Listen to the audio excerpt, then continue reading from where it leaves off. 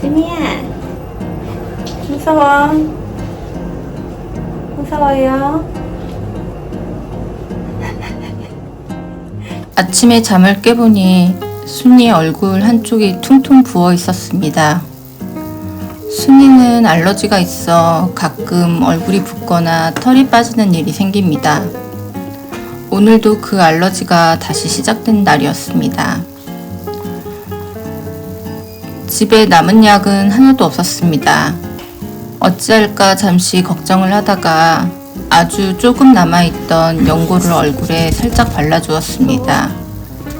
아이를 품에 안고 약을 바르는데 등 쪽에 커다란 탈모 자국이 보였습니다. 그리고 그 안이 빨갛게 부어오른 것까지 확인을 하니 가슴이 덜컥 내려앉았습니다. 이건 연고만으로는 가라앉지 않겠다라는 생각이 즉시 들었습니다. 아침부터 유난히 칭얼거리는 이유도 그제서야 이해가 됐습니다. 몸 상태가 좋지 않았던 것입니다. 알러지는 순이에게 일상처럼 자주 찾아오지만 부은 순이의 얼굴을 마주할 때마다 마음은 여전히 아픕니다. 아침부터 마음이 급해져 동물병원에 전화를 했습니다. 제가 다니는 병원은 예약제로만 운영되기 때문에 아침 일찍 빈 시간을 찾아 당일 예약을 잡아야만 했습니다. 다행히 점심시간에 오라는 연락을 받았고 아이를 안고 병원으로 갈 수 있었습니다. 눈치가 빠른 아이는 제가 전화를 하는 모습을 보자마자 침대 밑에 숨어서 나오지 않았습니다.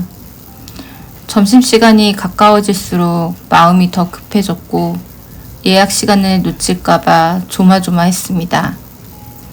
결국 겨우 아이를 품에 안아 병원으로 향했습니다. 예상대로 이번에도 늘 반복되는 알러지였습니다.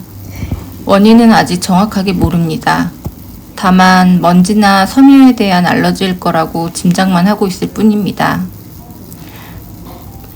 병원에서 주사를 맞고 일주일치 약을 처방받고 나니 비로소 마음이 놓였습니다.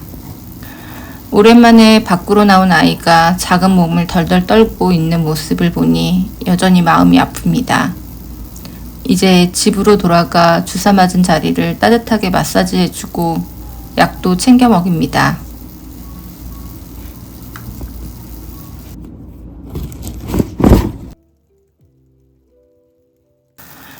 오전 9시가 되자마자 로펌에서 문자와 메일이 동시에 도착했습니다.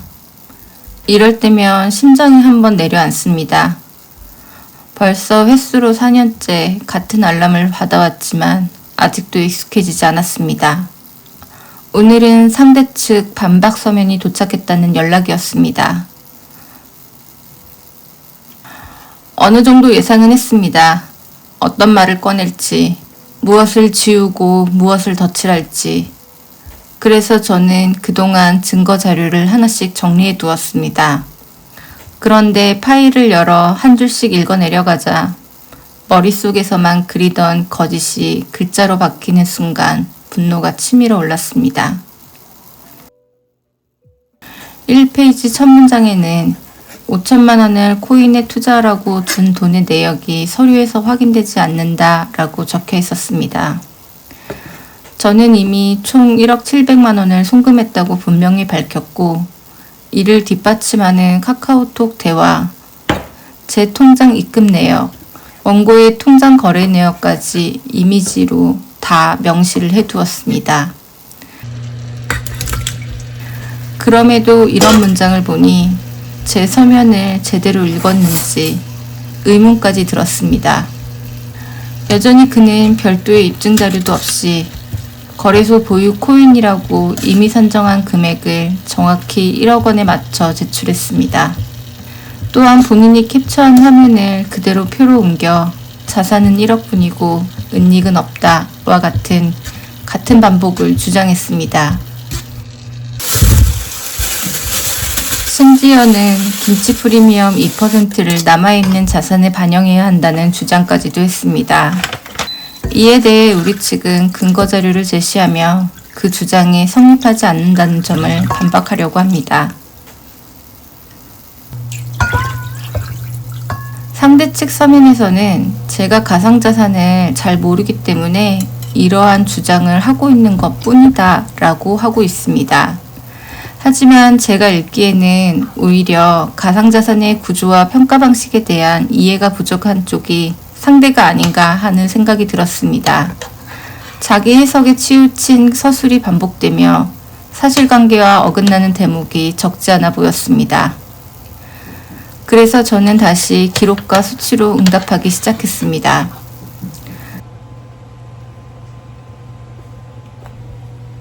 지난 영상에는 가상자산을 찾을 수 없어 안타깝다 라는 댓글과 증거도 없이 심증만 이야기한다는 취지의 댓글이 달렸습니다. 저는 올해로 4년째 재판을 진행 중이고 그동안 여러 가지 재판을 거치는 동안 패소한 사실이 없습니다. 저는 언제나 입증 자료로만 이야기를 해왔고 심증으로만은 받아들여지지 않는다는 사실을 아주 잘 알고 있습니다. 그런 점에서 저는 결코 그 정도도 이해하지 못하는 바보가 아닙니다. 먼저 가상자산 관련 업무를 하시는 분과 심증만으로 떠든다 라고 하는 분께 말씀드립니다. 저는 업비트의 코인 거래 내역을 확보했습니다. 해당 내역에는 코인이 외부 지갑으로 출금된 주소와 각 거래에 부여된 고유의 아이디가 포함되어 있습니다. 이 지갑 주소를 통해 블록체인에 조회를 하면 원고가 보낸 돈의 이동을 확인할 수가 있습니다. 그러므로 그 지갑이 원고의 것이 아니라는 주장은 부인할 수가 없습니다. 또한 원고가 외부에 숨겨둔 지갑은 약 30개 정도가 되며 저는 그 지갑들을 모두 찾아냈고 거래별 고유 아이디까지 모두 매칭해 원고의 것임을 확인했습니다. 그리고 그 내용을 정리하는 작업까지 이번 주에 모두 마쳤습니다. 다만 지난 한 달간 가상자산을 집중적으로 공부를 했고 이제는 누구도 제가 코인을 모른다고 함부로 말하기 어려울 정도의 수준에 이르렀습니다. 저는 새로운 것을 배우고 시작하는 일을 두려워하지 않는 사람입니다. 원고는 아주 잘 알고 있죠. 저와 함께 회사를 하면서 그 점을 충분히 봤을 거라고 생각합니다. 저 또한 제가 그렇게 새로운 기술 분야를 직접 공부해서 회사를 운영하는 대표가 될 줄은 예상하지 못했지만 제 안에 그런 집요함이 있다는 사실을 저는 알게 되었습니다. 제가 한번 파고들기 시작하면 얼마나 무섭게 몰입하는지 원고는 알고 있을 것입니다. 그러니 제가 가상자산을 모른다는 식의 근거 없는 말은 이번에 완전히 쏙 들어가게 만들 생각입니다.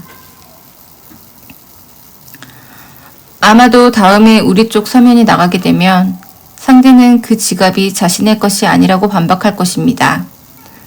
저는 그 정도 수준의 반박이 나올 것이라고 예상합니다. 그러나 왜 그 지갑이 원고의 지갑인지에 대해서도 이미 철저하게 분석을 다 마쳤습니다. 원고가 그렇게 무시하던 제가 얼마나 많은 것을 알게 되었는지 원고는 그때 눈으로 직접 확인하길 바랍니다.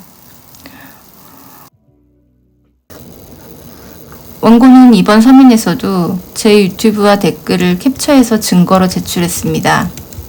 왜 이런 일을 하는지 정말 이해는 되지 않지만 제 채널을 얼마나 열심히 시청하고 있는지 다시 한번 확인하게 되었습니다. 이 정도면 이건 저에 대한 집착에 가까운 수준이 아닌가 싶을 정도입니다. 심지어는 댓글까지 캡처해서 증거로 제출했습니다. 여러분께 이 이야기가 나와서 말씀을 드리면 여러분들이 많이 남겨주신 댓글에 제가 답글을 달고 싶어도 그 답글이 또다시 증거로 제출될 것이 뻔하기 때문에 당분간 답글을 달고 있지 않습니다. 이 점에 대해서 정말 양해 부탁드릴게요. 참고로 몇 년 전 원고가 댓글 문제로 고소를 진행한 사실이 있습니다. 그러나 경찰 단계에서 조사조차 이루어지지 못한 채 사건은 종결 처리되었습니다. 실제로 유튜브 댓글과 관련해서 경찰이 개입하기 어렵다라는 소문이 있었는데 그것이 사실이었습니다. 그럼에도 불구하고 원고는 여전히 댓글까지도 일일이 확인하고 있습니다. 왜 이런 행동을 반복하는지 납득하기 어렵고 과도한 집착으로밖에 보이지가 않습니다. 저는 원고가 이런 식의 진실 은폐 시도를 계속할 것이라고 예상하고 있습니다. 그리고 저에 대한 근거 없는 비난이 계속 이어질 것도 알고 있습니다. 그럼에도 하루 종일 기분은 상당히 좋지 못했습니다. 일부러 저를 압박하기 위해 구성명 신청이라는 것까지 제출을 했더라고요. 저도 새로운 사실을 알게 되었으니 이를 잘 활용해서 원고가 제출하지 않으려는 부분에 대해서 구성명 신청서를 집중적으로 이용해 볼 생각입니다. 새로운 사실을 알게 해주셔서 정말 감사합니다. 원고 대리인.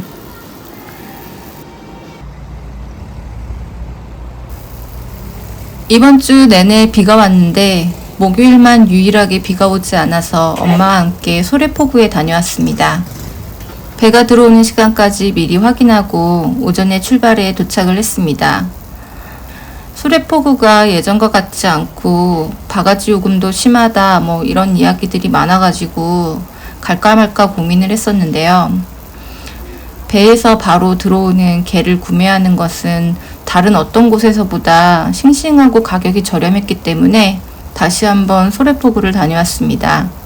소래포구는 예전과 정말 많이 달라져 있어서 잠시 헤매기도 했지만 배가 들어오는 입구 쪽에서 파는 게는 여전히 예전 모습 그대로였습니다.